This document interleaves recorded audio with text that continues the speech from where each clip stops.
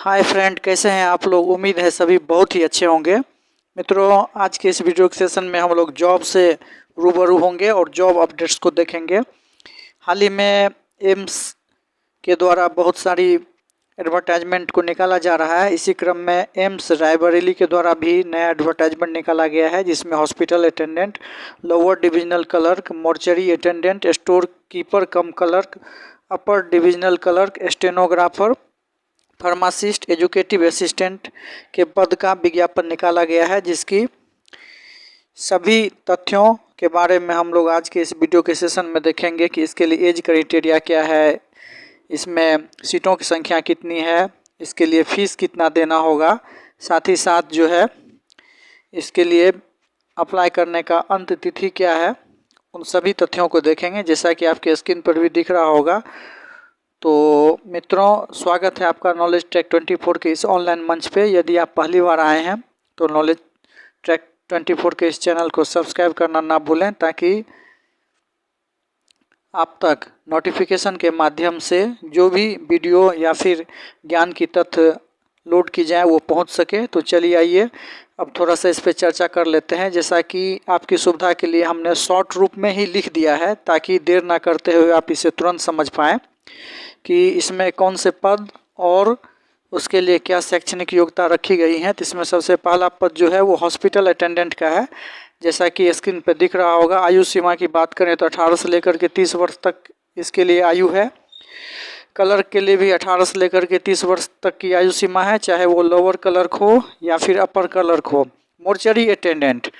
Mortuary attendant के लिए भी जो है 30 वर्ष रखा गया है। स्टेनोग्राफर के लिए, फार्मासिस्ट के लिए 27 वर्ष तक के उम्मीदवार फॉर्म को अप्लाई कर सकते हैं। वहीं ग्रेजुएशन पे एजुकेटिव असिस्टेंट का पद आया है, जो कि क्रम संख्या 8 में आपको स्पष्ट रूप से दिख रहा होगा। इसके लिए 30 वर्ष तक के कैंडिडेट अप्लाई कर सकते हैं। सीटों की बात करें तो हॉस्पिटल अटेंडेंट के लिए कुल सीटों की संख्या 18 है। लोअर डिविजनल क्लर्क के लिए सिर्फ एक ही सीट है। मोर्चरी अटेंडेंट में 2 सीट है। स्टोर कीपर कम क्लर्क के लिए 2 सीट है। इसके बाद अपर डिविजनल क्लर्क के लिए 10 सीटें हैं। स्टेनोग्राफर के लिए 5 सीटें हैं। फार्मासिस्ट के लिए 7 सीटें हैं। एजुकेटिव असिस्टेंट के लिए 6 सीटें हैं। अब शैक्षणिक योग्यता की बात करें तो यदि आप मैट्रिकुलेट हैं तो इसके लिए आप हॉस्पिटल अटेंडेंट के पद को भर सकते हैं, जिसमें कि कंपटीशन काफ़ी कम रहता है, क्योंकि बहुत सारे लोग यह समझ ही नहीं पाते हैं कि एम्स रायबरेली के द्वारा विज्ञापन निकाला गया है और इसमें हॉस्पिटल अटेंडेंट क्या है इसको भी लोग नहीं जानते। लेकिन सिंपली सी बात है कि यदि आप मैट्रिकुलेट हैं तो आप इस फॉर्म को भर सकते हैं। और आपसे मैं कहूँगा कि निश्चित रूप से इस फॉर्म को भरें। हालांकि फ़ीस 3540 रुपया आपको लगेगा यदि आप जनरल ओबीसी कैंडिडेट से हैं, और यदि आप SC ST EBC कैंडिडेट हैं तो आपको 1770 रुपया लगेंगे।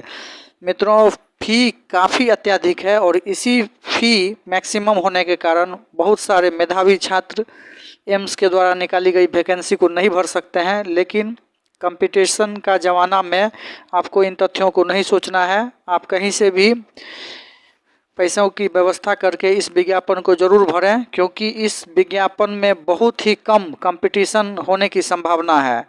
इससे पहले भी हम लोग देखे थे कि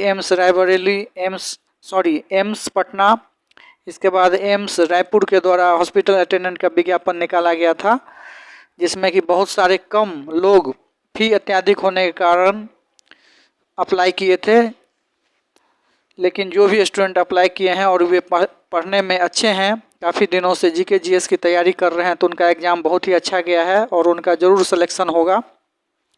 तो यदि आप काफ़ी दिनों से तैयारी कर रहे हैं, अपनी जॉब को लेकर काफ़ी परेशान हैं, तो निश्चित रूप से आप हॉस्पिटल अटेंडेंट के पद को भरिए, क्योंकि हॉस्पिटल अटेंडेंट के पद में कोई खास क्वेश्चन नहीं पूछा जाता है। यदि आप प्रश्न को देखना चाहते हैं, जो ओरिजिनल प्रश्न आखिर क्या पूछा गया है, चाहे वो एम्स पटना का एग्ज़ाम हो या फिर एम्स रायपुर का एग्ज़ाम हो, तो निश्चित रूप से आप कमेंट सेक्शन में लिखें। आपको हम ओरिजिनल प्रश्न पत्र जो है अवेलेबल करवा देंगे, क्योंकि बहुत सारे ऐसे मित्रगण हैं जो कि एग्ज़ाम दिए हैं, तो उसके माध्यम से आपको ओरिजिनल प्रश्न पत्र जो है देखने को मौका मिलेगा, जिससे आपको यह भी जानकारी मिलेगी कि आखिर हॉस्पिटल अटेंडेंट पद के लिए क्या प्रश्न पूछा जाता है।